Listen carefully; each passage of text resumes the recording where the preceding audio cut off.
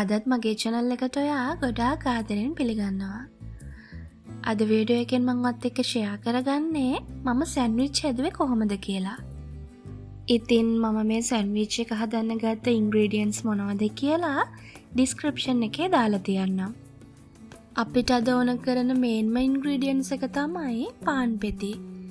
මුලින්ම බටර් මේ විදියට පාන් පෙත්ත දෙපැත්තම ගා ගන්න.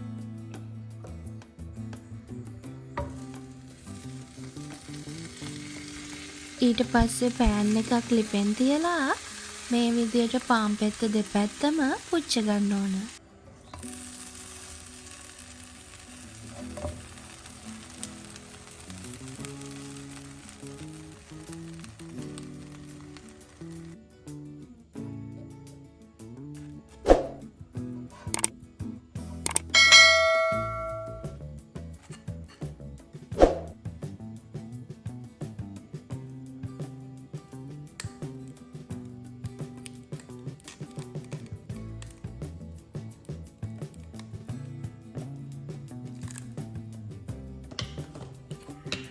දැන් ඉතින් මේ විදියට මයෝනිස් වගේම තක්කාලි සෝස්නුත් දාලා හොඳට පාන් පෙත්ත ගා ගන්න ඕන.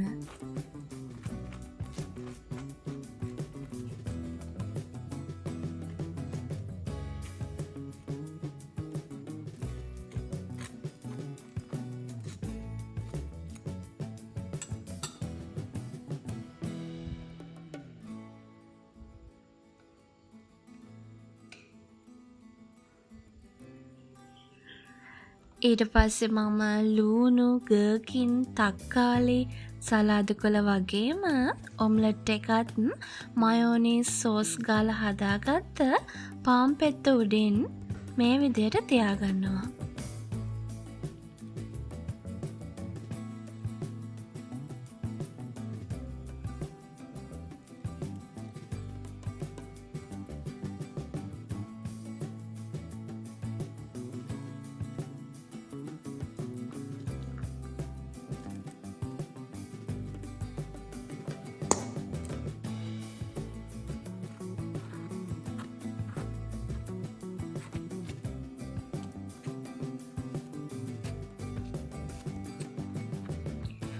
ඊට පස්සේ තව පාන් පෙත්තක් ඒකට උඩින් තියලා මයෝනිස් ටිකකුත් ගාගෙන ඒකට උඩින් සලාද කොළ, චීස් වගේම ගර්කින්, තක්කාලි, ලූණුත් පිළිවෙලින් තියුවා.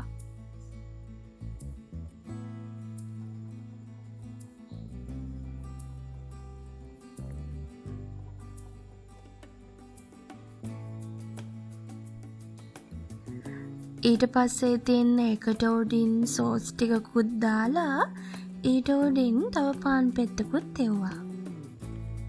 ඔන්න ඔය විදියට තමයි මම අද සෑන්ඩ්විච් එක හදාගත්තේ.